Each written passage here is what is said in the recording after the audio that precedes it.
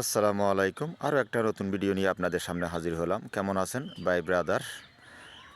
তো সম্মানিত ভিউয়ার্স, এই যে আপনারা একটা অনেক বড়সড় গাছের মাথা কাটা দেখতেছেন, আপনারা কি জানেন এটা আমি কেন কেটেছি? অথবা আপনারা কি জানেন এটা কোন জাতের আম? হ্যাঁ, আমি ধীরে ধীরে সব কিছু বলে দিচ্ছি ভিডিও শেষ করার আগে। সম্মানিত ভিউয়ার্স, শুরুতেই বলে নিই, এটা হচ্ছে কি জাতের নাম বাড়িফোর। বাড়িফোর অনেক সুস্বাদু একটা আম। এই আম কিন্তু কাঁচা অবস্থায় খাওয়া যায়, যদিও কাঁচা অবস্থায় মিষ্টি না হয়, তবে অন্য অন্য আমের মতো মানে নাজাহাল অবস্থা হয় না, খাওয়ার সময় অনেক খাইতে ভালো লাগে।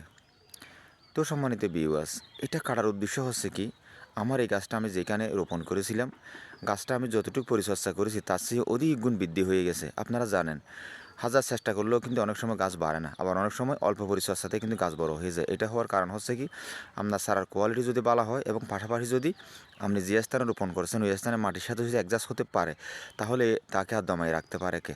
তো সেজন্য এত বৃদ্ধি হয়ে গেছে। সম্মানিত ভিউয়ার্স, আমি একেবারে গোড়ার থেকে আপনাদেরকে দেখাচ্ছি যাতে আপনারা বুঝতে পারেন ভালো করে। পরে আরেকটা বিষয় আপনাদেরকে আরও পরিষ্কার করে দেব। এই দেখেন সম্মানিত ভিউয়ার্স, এই যে দেখেন, এইটা হচ্ছে রোড স্টক। এখান থেকে কিন্তু গ্রেফটিং, অর্থাৎ মাটির 5 ইঞ্চির ভিতরে কিন্তু গ্রেফটিং করা হয়েছে। আজকের থেকে 10 বছর আগে, 15 বছর আগে, 20 বছর আগে যে চারাগুলা রাজশাহীর থেকে ডেলিভারি হতো, অথবা যে চারাগুলা ভারত থেকে বাংলাদেশে প্রবেশ করতো, ওই চারাগুলা কিন্তু এরকম সর্বোচ্চ 5 ইঞ্চির ভিতরে গ্রেফটিং হতো।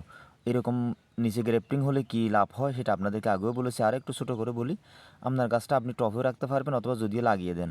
আমাদের এটা ঝড় বাতাসের দেশ, কোনো না কোনো কারণে হয়তো অ্যাক্সিডেন্ট হইতেও পারে, অথবা মনে করেন কোনো অ্যাক্সিডেন্ট হলো না, কিন্তু আপনি গাছটাকে কেটে কোনো এক সময় হয়তো আবার ছোটো করতে চাচ্ছেন, যেহেতু গাছটা বেশি বৃদ্ধি হয়ে গেছে। কিন্তু যদি আপনার এরকম গোড়াতে গ্রেফটিং হয়, তাহলে আপনি এটা করতে পারবেন, যেমন আমি করে আপনাদেরকে দেখাচ্ছি। এখন বর্তমানে কতগুলো সিটিংবাজি কারিগর অথবা সিটিংবাজি ব্যবসায়ী বের হয়েছে, তারা কিন্তু 3 হাত, 4 হাত, এমনকি 2 হাত উপরে কি তারা গ্রেফটিং করে। তাহলে এই গাছটা কোনো দিকে সেটিং হয় না, যে কোনো এক সময় আপনি ছোটো করতে চাইলেও আর পারবেন না। সম্মানিত ভিউয়ার্স, আপনারা দেখেন যে আপনাদেরকে যে গাছটা দেখিয়েছি, এগুলো হচ্ছে ওগুলোর ফলোয়ারিং, অর্থাৎ ফুল আসতেছে। ফুলগুলো এখনও বেশি ওপেনলি হয় না, সেজন্য বুঝতে একটু কষ্ট হচ্ছে।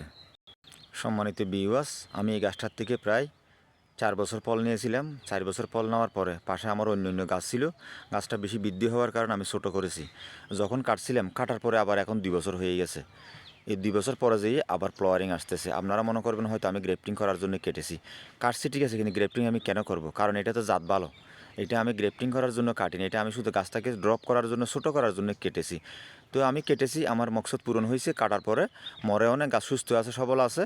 আর 2 বছর যখন হয়ে গেছে, ফ্লাওয়ারিং চলে আসছে। পরিপূর্ণ যখন ফ্লাওয়ারিং আসবে আপনাদেরকে আবার ভিডিও দেবো। ভালো থাকবেন, আসসালামু আলাইকুম।